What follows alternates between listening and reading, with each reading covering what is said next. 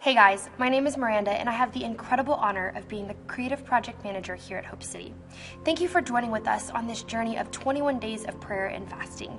Today I'm going to give you some simple steps on how we can recognize God in the most common moments. The first thing we have to do is we have to create an atmosphere for Him. God is not a barge in, knock down the door kind of God, but He will enter the atmospheres that we create for Him. That's the first thing we have to do. The second thing we need to do is we need to seek Him.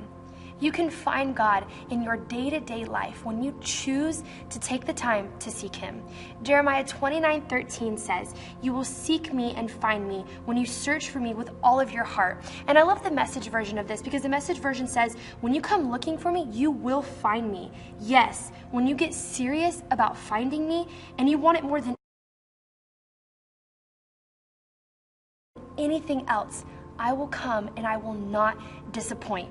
That is so powerful. We must choose to take the time to seek Him. And the last thing that we need to do is we need to make time for Him. We've created an atmosphere. We've chosen to seek Him, but now we need to make that time. Creating the time, creating the venue, creating the place, it all lines up.